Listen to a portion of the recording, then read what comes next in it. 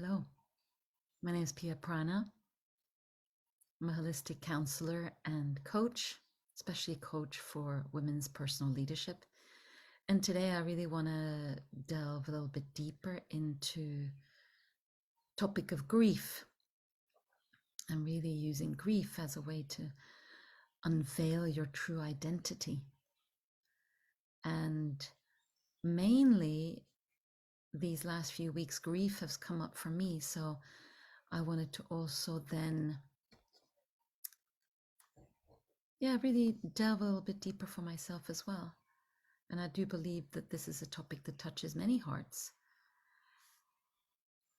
You know, the profound also grief experienced by people pleasing, self-abandoning good girls.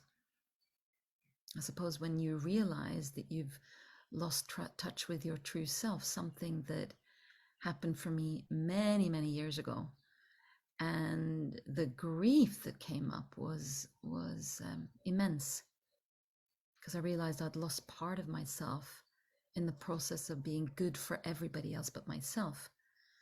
And it really became my life's journey, my journey of self-discovery, if that's the right word, self-remembrance, that really demands our attention and our and compassion for ourselves.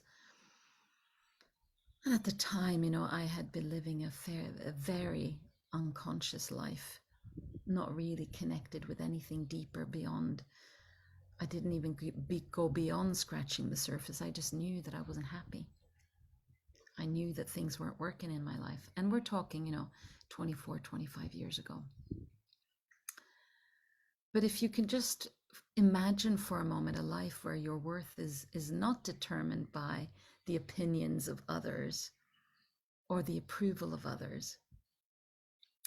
Envisage a path where the pursuit of external validation no longer overshadows your authentic desires, your aspirations, your needs, your wishes, and of course your voice.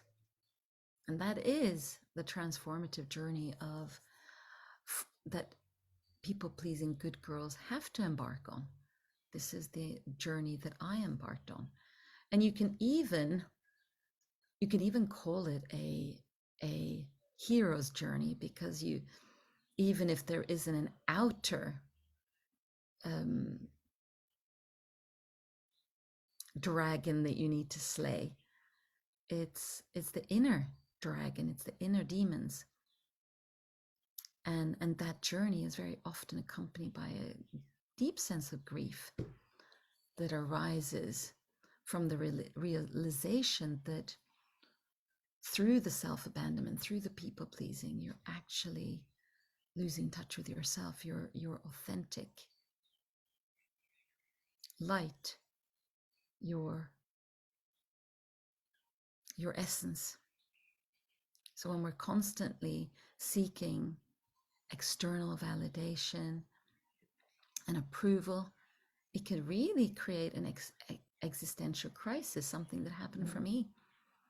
A moment when you grapple with this profound sense of grief and confusion, and is this it? Is this all?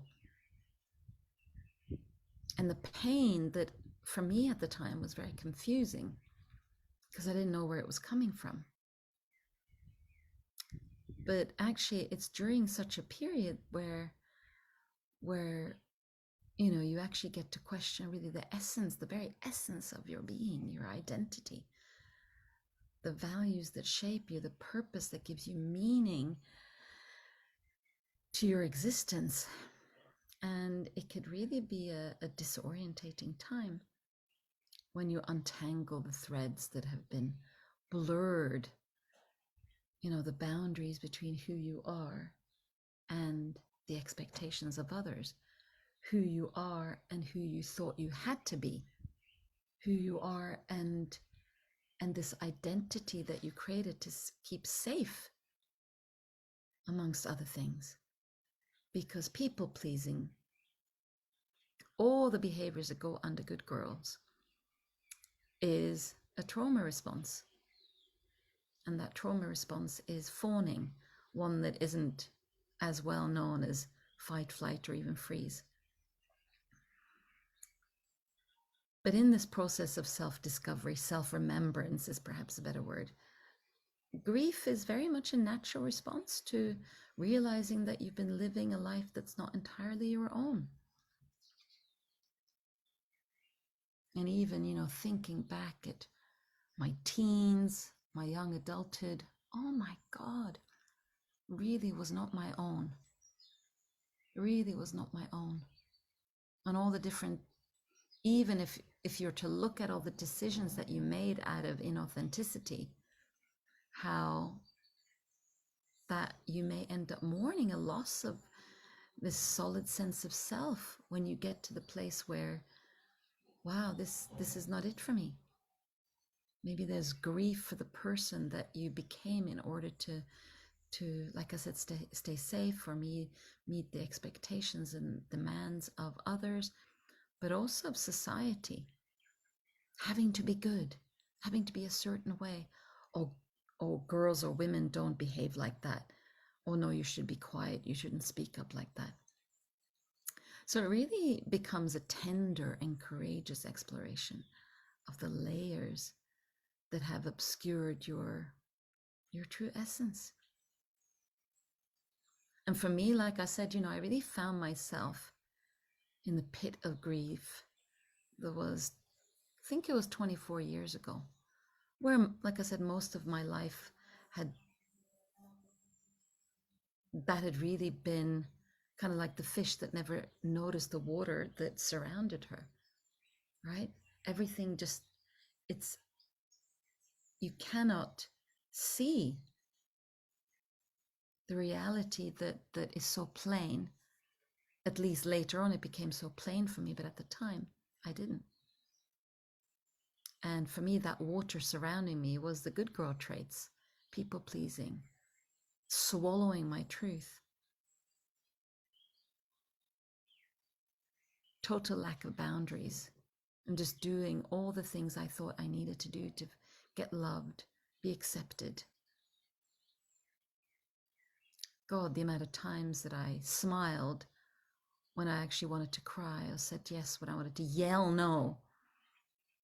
Really desperate to be loved. So I did everything that I could to morph myself into who I thought I needed to be in this world. And this period that ended up being about a year ended up being the dark night of the soul. So not much of a night, but many nights where I really hit rock bottom. So I guess the dark year of the soul, you can maybe call it. And the grief that I felt at the time was endless, like a bottomless pit.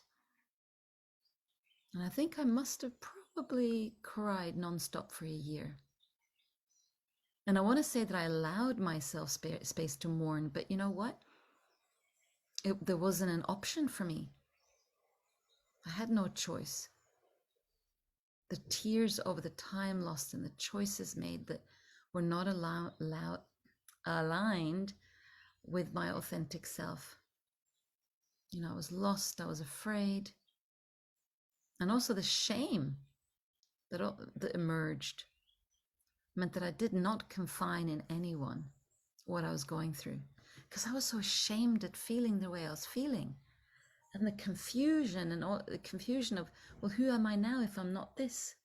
Which came later, because at the beginning it just felt like deep pain, deep grief. And so as I navigated this labyrinth of emotions, I did start seeking help, but I was still not ready to face the world with my shame. So the next best thing for me was I got a bunch of self-help books, all of which, mind you, I hid, not risking anyone that would see what I was reading, because that would, in a way, then I would admit, and then I would be found out. what was going on for me, and I wasn't ready to be seen in that way. It felt scary, and so of course you can imagine I felt very lonely in it. And over many years I gradually unearthed the buried fragments of my genuine self.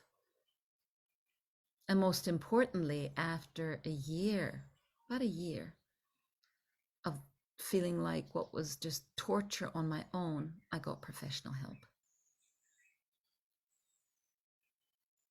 It really took me that long.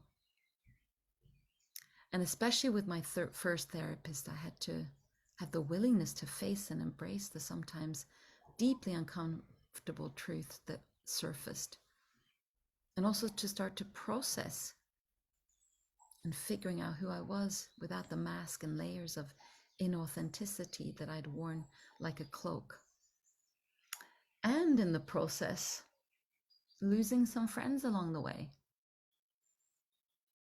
Because I then became a mirror of then what that became for them is that something was uncomfortable.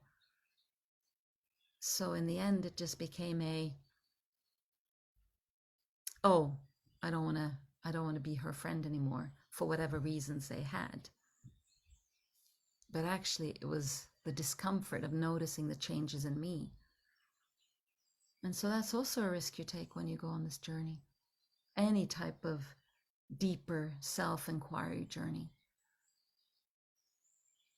And it's also worth it, because what happens is that the mirror you become for some people who then want to move away from you, on the other end of the coin, you start attracting people who are more like-minded, which was such a joy for me at the time.